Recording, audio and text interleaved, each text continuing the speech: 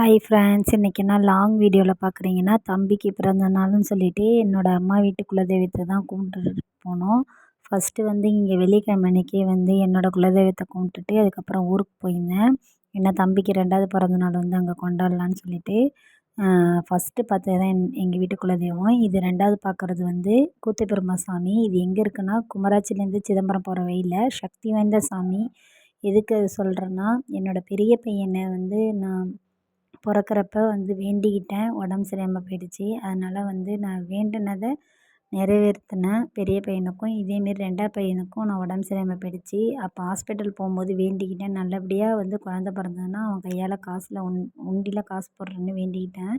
அதனால் சொல்லிவிட்டு அன்றைக்கி பிறந்த நாள் அதுவுமா போய் செஞ்சது எனக்கு ரொம்ப சந்தோஷமாக இருந்தது. ஆனால் 2 வருஷம் ஆயிடுச்சு. அந்த கோயிலுக்கே உண்மையாலுமே போகவே முடிய மாட்டேன்னுடுச்சு. அந்த வழியால் போகிறோம் வரோம் இந்தமாரி போய் தம்பிக்குன்னு செய்ய முடியல. அன்னைக்கு தான் செய்ய முடிஞ்சது. ரொம்ப சந்தோஷமாக இருந்தது. இது சாமிக்கு வெளியில் இருக்கிற இதெல்லாம் வெளியில் இருக்கிற சாமிகள். உள்ளே கூத்தப்பெருமா ஐயா வாயை துணியை கட்டிட்டு தான் படைப்பாங்கன்னு சொல்லி சொன்னாங்க. ஆனால் நான் படைக்கும்போது எடுக்கல வீடியோ. அதுக்கப்புறம் தான் எடுத்தேன். பாருங்கள் எப்படி இருக்குன்ட்டு. இது உண்மையாலுமே ரொம்ப சக்தி வாய்ந்தது. ஏன்னா என்னோடய பெரிய பையனுக்கும் ரொம்ப உடம்பு சரியாமல் இருந்தது வயிற்றில் இருக்கும்போது. அதனால் அந்த டைமில் நான் வேண்டிக்கிட்டேன். இங்கே மெயின் என்னென்னா சேவலும் காசும் போடுவாங்க. அவங்கவுங்க கையில் கிடைக்கிறத வேண்டிகிட்டு செய்வாங்க ஃப்ரெண்ட்ஸ். மெயினாக சேவல் தான் விடுவாங்க அந்த கோயிலில். நானும் பெரிய பையனுக்கு வேண்டிக்கிட்டேன்.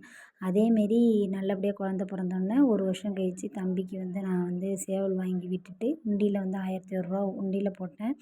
அதேமாரி சின்ன பையனுக்கும் இப்போ சேவல் வாங்கி விடுறேன்னு வேண்டிக்கல, காணிக்கை போடுறேன்னு வேண்டிட்டேன். இதுதான் கூத்தப்பெருமா சாமி. இப்படி தான் வச்சு வழிபடுறாங்க.